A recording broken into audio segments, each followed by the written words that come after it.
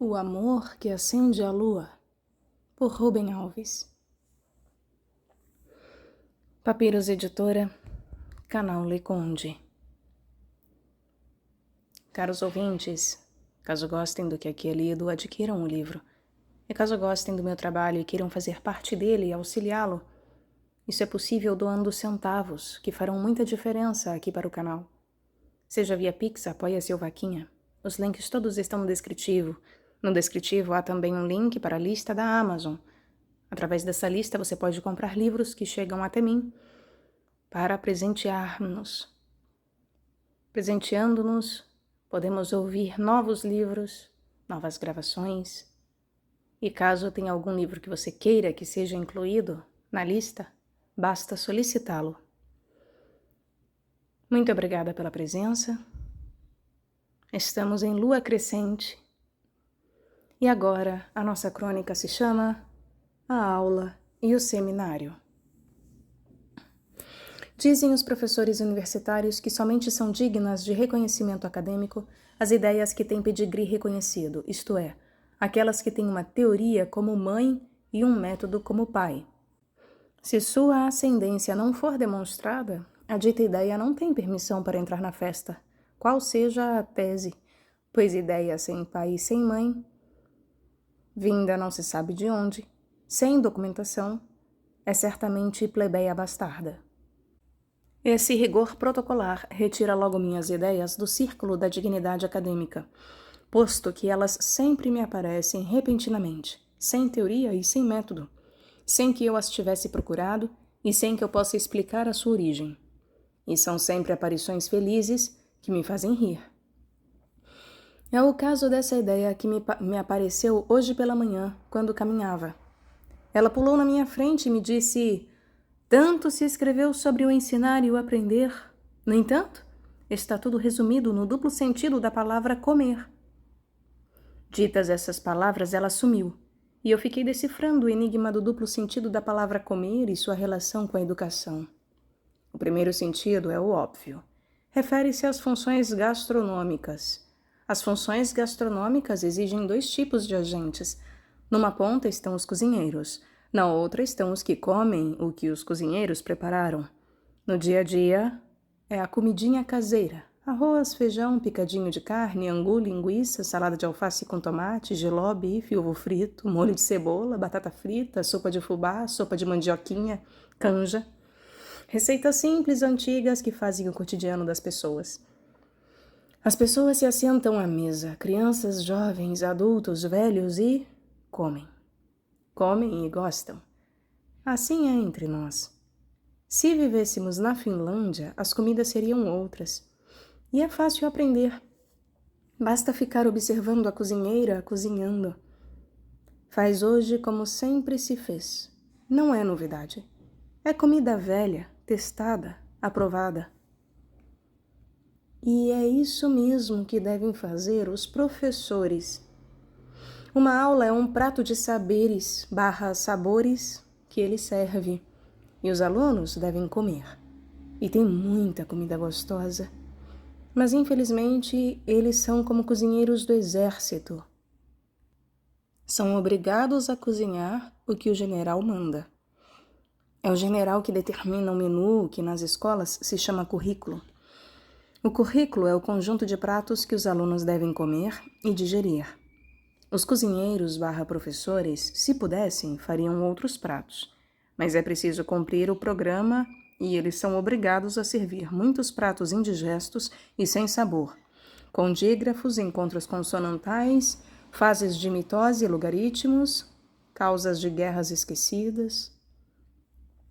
Esses pratos são só comidos sob ameaça, mas os alunos, logo que têm liberdade para comer à la carte, jamais os pedem e os esquecem para sempre. Mas é verdade também que há professores mágicos que são capazes de fazer suflês saborosos até com jiló. Mas esses casos são raros, porque, para se fazer isso, é preciso que o professor tenha dó dos alunos. Isso é a aula. A aula clássica é assim. Deve ser assim. É preciso que os alunos comam o que todos comem: matemática, geografia, história, física, química, filosofia. O professor prepara a sua aula. Diante dos alunos, ele vai traçando os mapas dos mundos que eles não conhecem ainda, mas devem conhecer. Se a aula for boa, os alunos irão comer e beber as suas palavras. O mundo ficará luminoso. Já dei muita aula assim, e disso me orgulho. Uma aula bem dada é como a execução de uma sonata. Já vi professores serem aplaudidos pelos alunos ao final da aula. Transa, para que haja gravidezes e ideias novas nasçam. Ideias que nem mesmo o professor jamais pensou. Num seminário, o professor é também um aprendiz. Na aula, o aluno recebe um saber do outro. O objetivo do seminário é diferente. Que todos juntos, por meio dessa orgia espermática, fiquem grávidos e comecem a parir. Aula. Um sabe e os outros não sabem. Seminário, cada um conhece um pouquinho e desconhece muito. O professor não dá respostas, ele não sabe as respostas. Ele é um dos que o procuram. Qualquer participante pode definir a pergunta inicial, provocação de pensamento. O que dá vida a um seminário é o não saber, a procura, os enigmas. Na aula, a inteligência é o estômago que rumina e digere. Também isso é preciso. Mas no seminário, a inteligência é útero. As sementes são jogadas lá dentro para que ela fique grávida. Algo nunca pensado deve crescer e ser parido. O objetivo não é chegar a resultados, é desenvolver a capacidade de pensar e descobrir coisas novas. Esse, eu penso, é o objetivo supremo da educação. É muito mais importante que as atividades de pesquisa. O objetivo da pesquisa é produzir conhecimento novo, mas um seminário tem por objetivo desenvolver a capacidade de pensar, que é de onde o conhecimento novo pode surgir. É profundamente lamentável e equivocado que os professores de nossas universidades sejam avaliados pela sua produtividade medida em número de artigos publicados em revistas internacionais. Ensinar a pensar é mais importante que pesquisar. Ensinar a pensar é mais importante que pesquisar. É do desenvolvimento da capacidade de pensar que se forma um povo. Povo que não sabe pensar fica à mercê das mentiras. Aulas e seminários. Os dois jeitos. A aula acontece entre desiguais. O professor, que já foi e conhece, e os alunos, que não foram e ainda não conhecem.